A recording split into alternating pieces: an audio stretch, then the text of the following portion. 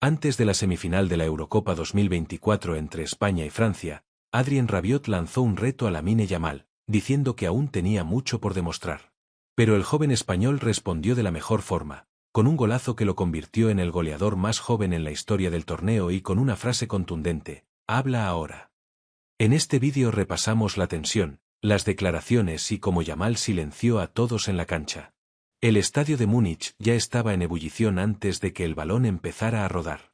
El eco de miles de gargantas cantando en diferentes idiomas, las banderas ondeando como olas agitadas por un mar de pasión futbolera y los focos bañando el césped con luz blanca e inmaculada componían el escenario perfecto para una semifinal de Eurocopa. Francia contra España. Historia contra presente. Un duelo de estilos, generaciones y orgullos.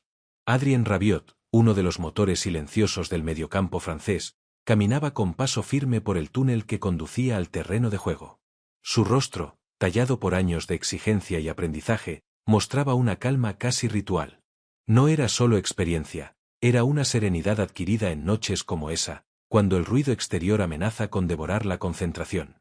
Había sido claro en rueda de prensa el día anterior, sabían que Lamine Yamal era peligroso, talentoso, precoz, pero que también era joven, impresionable, y que si lograban incomodarlo, podían sacarlo del partido.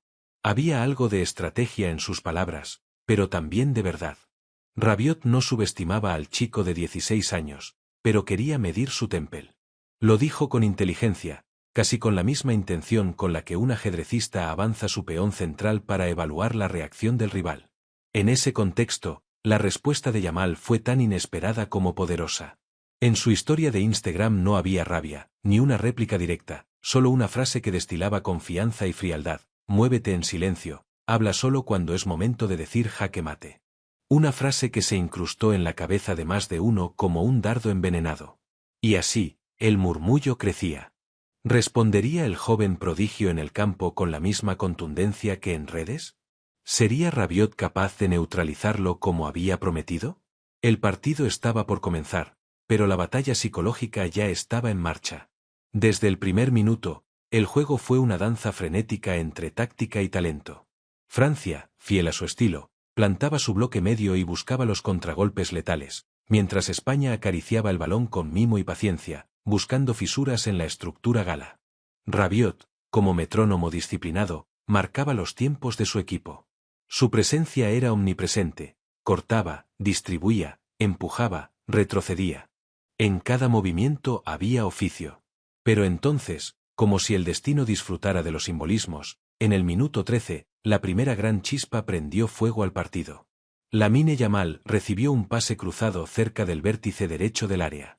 Con un primer toque orientado, dejó atrás a Theo Hernández, y con una pisada hacia el centro descolocó a Rabiot, que llegó un segundo tarde. Fue apenas un momento, pero suficiente. El joven prodigio sacó un zurdazo que acarició el larguero. El público se levantó, unísono. Era un aviso. El jaque estaba sobre el tablero. Rabiot, ya sudoroso, no podía ignorar la vibración que provocaba cada acción del muchacho. Había subestimado, quizás, no su talento, sino su madurez. A cada intento de contacto físico, Yamal respondía con pausa, con inteligencia. Si no podía driblar, soltaba la pelota a un solo toque. Si recibía presión doble, retrocedía y volvía a iniciar. Jugaba como si llevara 10 años en la élite. A los 16, tenía el descaro de los genios, pero también la prudencia de los veteranos. La primera parte acabó sin goles, pero con el ambiente cargado. En el vestuario francés, Deschamps hablaba rápido, con precisión quirúrgica. Hay que frenar el lado derecho, hay que cerrar los espacios antes de que lleguen a la frontal. Adrien, más cerca de él, más encima. Rabiot asentía. No le gustaba reconocerlo, pero Lamine lo estaba sacando de su zona de confort. En el otro vestuario, silencio. Luis de la Fuente miraba a sus chicos, y entre ellos, Yamal permanecía impasible. Solo cuando el técnico le dirigió la palabra directamente, alzó la cabeza. Sigue igual. Si te buscan, es porque te temen. Lamine apenas sonrió, una mueca breve, y se puso de pie. El segundo tiempo fue un vendaval. Francia salió con líneas más altas, más agresiva. Rabiot se pegó como una sombra a Yamal, y durante varios minutos el duelo se volvió físico, casi visceral. Patadas disimuladas, empujones al borde de la falta, miradas largas. El árbitro dejó jugar, sabiendo que esa tensión era parte del espectáculo. Y entonces, minuto 63. En una recuperación en la frontal propia, España inició una transición vertiginosa. Pedri tocó para Rodri, que filtró con precisión quirúrgica. Yamal, partiendo desde atrás, arrancó como una flecha. Rabiot fue tras él. La carrera fue una metáfora, el hombre contra el niño, el pasado inmediato contra el futuro inmediato. Pero el chico llegó primero. Controló de pecho, entró en el área, amagó el pase atrás, y sin mirar, golpeó cruzado. El balón se coló entre las piernas de Maignan. Gol. Silencio galo. Grito español. Yamal corrió hacia la banda y levantó un dedo sobre los labios. No celebró con euforia, sino con determinación. Como si acabara de ejecutar una jugada ensayada no en el campo, sino en su mente. Como si supiera que ese era el jaque mate del que había hablado. Rabiot, de rodillas cerca del área, bajó la cabeza. No había hecho mal partido. Había corrido, había luchado, había intentado asfixiar al chico. Pero no había sido suficiente. Porque hay días en que el talento puro supera la planificación, en que la historia se escribe desde los pies de quienes no conocen el miedo. El resto del partido fue un intento desesperado de Francia por igualar, pero España se hizo fuerte. No renunció a su estilo, defendió con posesión y castigó con contragolpes. En el minuto 87, Dani Olmo puso el segundo tras un pase de Ferran, otra vez con Yamal en la gestación. La semifinal estaba sentenciada. Al finalizar, Lamine fue nombrado jugador del partido. Al recibir el trofeo, los flashes lo asediaban. Le preguntaron por Rabiot, por la presión, por su frase en Instagram. Respondió con la misma sobriedad con la que juega: el fútbol habla por sí solo. Solo quería ayudar a mi equipo. Rabiot, por su parte, salió del campo con la cabeza alta, pero el gesto duro. No hubo provocación, ni excusas. Sabía lo que había dicho, y sabía que su rival había respondido.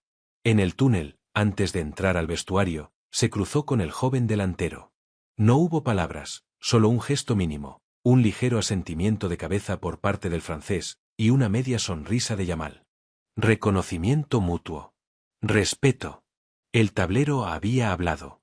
Esa noche, en París y en Madrid, los periódicos amanecieron con titulares muy diferentes. En Francia, se hablaba de un relevo pendiente, de una generación que parecía haber tocado techo.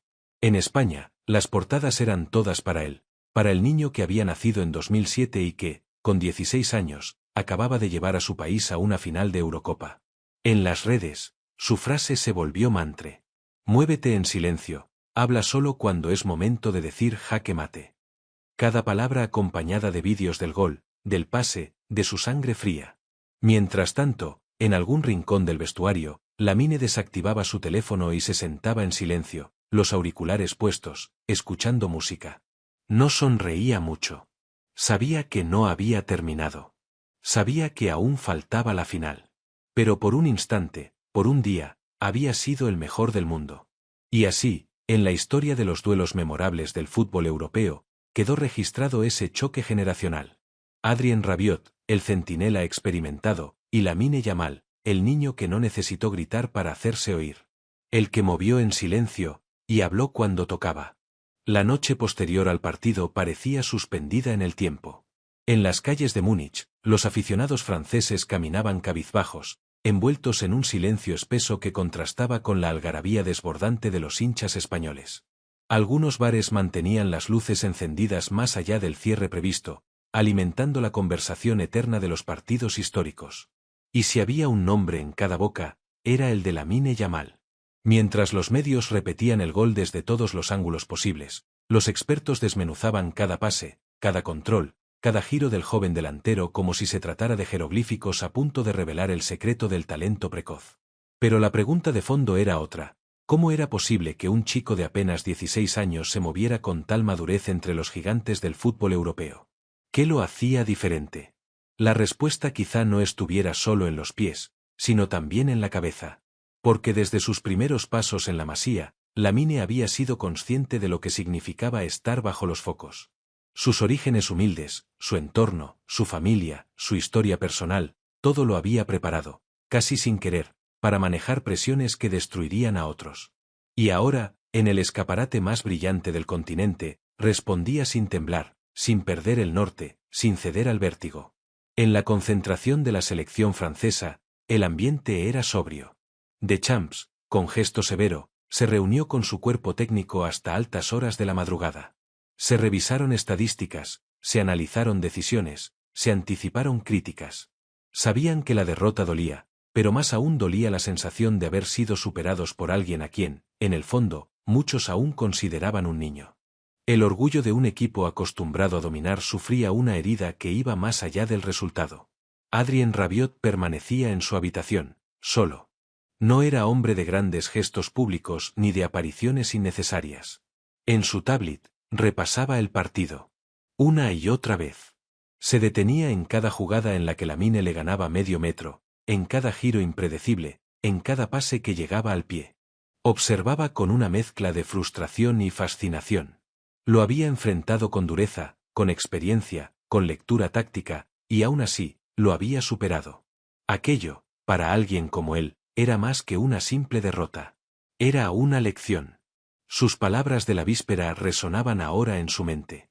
Las había pronunciado con convicción, con estrategia, con la intención de poner a prueba al joven rival. Pero ahora, en la calma de la noche, entendía que el mensaje había calado más allá del campo. Que Lamine no solo lo había escuchado, sino que lo había interiorizado, convertido en combustible para su arte.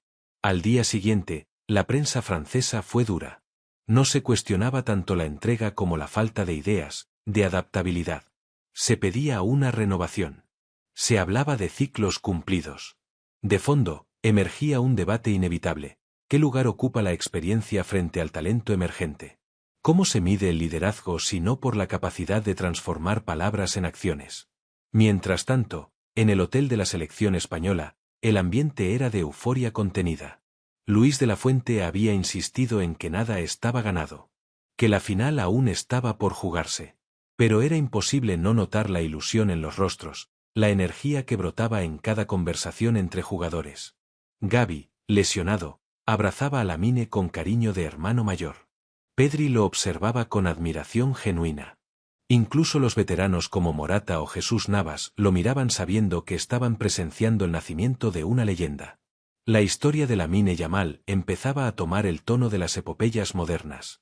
En los días siguientes, la televisión española preparaba especiales con imágenes de su infancia, sus goles en categorías inferiores, entrevistas a entrenadores que hablaban de él como si fuera una aparición. En Barcelona, los murales callejeros comenzaron a cambiar. Donde antes dominaba Messi, ahora surgía el rostro serio y concentrado de Lamine, con la camiseta roja, señalando al cielo después del gol. La juventud se identificaba con él, no solo por su edad, sino por su forma de hablar poco y hacer mucho. Sin embargo, no todo era ideal. En el eco de su éxito, también emergían los riesgos. Patrocinadores, marcas, entrevistas, peticiones incesantes. La maquinaria del fútbol moderno podía devorar sin piedad. Por eso, su entorno trabajaba con prudencia. Su madre, su agente, los psicólogos del club y de la federación. Todos entendían que el verdadero partido no era solo contra Francia o en la final, sino contra el desgaste silencioso de la fama precoz. Volviendo a la selección francesa, Rabiot asistió al entrenamiento vespertino con el mismo compromiso de siempre. Pero algo había cambiado. Durante un ejercicio, se acercó a Camavinga y le habló con tono pausado. Ese chico, tiene algo distinto. El joven mediocampista sonrió. Lo sabíamos. Pero verlo así, en directo, es otra cosa. Más tarde, en una charla informal con los medios, Rabiot habló con sinceridad. Quizá yo también tenía que aprender algo de esta semifinal. Me gusta competir, me gusta provocar un poco. Pero cuando el rival responde con fútbol, no queda otra que reconocerlo. Lamine jugó un gran partido. Tiene un futuro brillante si sabe llevarlo con calma. Esas palabras, menos difundidas que su declaración anterior, llegaron sin embargo a los oídos de Yamal. Y aunque no lo dijo, lo agradeció. Porque en el fondo, la rivalidad se basa en eso, en el respeto mutuo entre quienes luchan por lo mismo. La final se aproximaba. España se enfrentaría a Inglaterra, que había vencido a Alemania con un juego pragmático, frío, efectivo. Un equipo duro, atlético, con Kane como referencia ofensiva y Bellingham como motor de todo. Pero en el análisis táctico, el nombre que más preocupaba era Lamine Yamal. Southgate pidió a sus laterales mirar cada vídeo, entender cada movimiento, anticipar cada recorte. Durante los días previos, Yamal se entrenó con intensidad, pero también con calma. Su entorno lo protegía. Se le pedía poco a la prensa. Nada de entrevistas. Cero compromisos extradeportivos. En su habitación, pasaba el tiempo leyendo mensajes de amigos, viendo partidos antiguos de Iniesta y Messi, y hablando con su madre. La mujer, que lo había acompañado en silencio desde los campos de tierra hasta los estadios más grandes, le recordaba siempre lo esencial, no perderse a sí mismo entre tanto ruido. Horas después del pitido final, cuando los fuegos artificiales ya habían consumido su efímera gloria sobre el cielo de Londres, cuando los cánticos se habían diluido en las entrañas del estadio y la multitud comenzaba a disgregarse entre las calles iluminadas por la euforia, Lamine Yamal se encontraba solo unos minutos en la quietud del vestuario. Había ruido fuera, sí, pero en su mundo interior, todo estaba en silencio. Sentado, aún con la camiseta roja pegada al cuerpo, los muslos vendados y las medias bajadas, miraba la copa con una mezcla de asombro y aceptación. Como si aquel objeto de plata, símbolo máximo de conquista continental, le hablara en un idioma que él ya conocía desde hace mucho. No había saltado ni bailado como los demás, aunque había sonreído, había gritado el gol, había abrazado a sus compañeros. Pero su celebración, como su juego, fue medida, templada. Como si entendiera, incluso a esa edad, que lo que acababa de suceder era histórico no por la gloria inmediata, sino por lo que significaba a largo plazo. Era el primer gran título de su carrera, pero no quería que fuera el último. No lo vivía como un clímax, sino como el inicio de una era. En el hotel de concentración, la fiesta era contenida, como suele ser entre futbolistas que entienden que las grandes gestas también desgastan. Algunos se reían con timidez, otros hablaban con sus familias por videollamada, y muchos, sencillamente, se dedicaban a observar el trofeo una y otra vez, como para cerciorarse de que no era un espejismo. Lamine se mantuvo un tiempo en silencio. Luego subió a su habitación, se duchó, y antes de dormir, publicó una imagen en Instagram. No fue una celebración, ni una frase altisonante. Solo una foto, su bota, al borde del área, justo antes de golpear el balón que significó el 2-1. Ninguna palabra. Ningún emoji.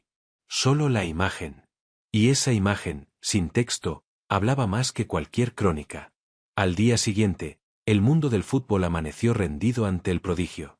Medios de todos los continentes titulaban con su nombre. El rey niño, Lamine, el silencioso, España tiene nuevo emperador. Analistas lo comparaban con figuras como Pelé, como Messi, como Mbappé. Otros, más cautos, advertían de la necesidad de protegerlo, de no cargarlo con demasiadas expectativas. Pero lo cierto era que a los 16 años, Lamine Yamal había escrito su nombre en la historia del fútbol europeo con tinta indeleble. En paralelo, la selección francesa volaba de regreso a casa. Había dolor, claro, pero también una sensación de final de ciclo. Deschamps meditaba su futuro. Varios jugadores clave llegaban al ocaso de sus carreras internacionales. Y en el centro de muchas reflexiones, seguía apareciendo el nombre de Rabiot. Adrien no hablaba mucho en el vuelo. Mantenía su rostro pegado a la ventanilla, viendo cómo las nubes pasaban debajo como pensamientos fugaces. Al llegar a París, enfrentó a la prensa con serenidad. Habló del esfuerzo del equipo, del respeto por España, y cuando le preguntaron específicamente por Lamine Yamal, se tomó un momento antes de responder. Es difícil aceptarlo, pero a veces el talento joven nos supera. Lamine no solo nos venció. Nos enseñó algo.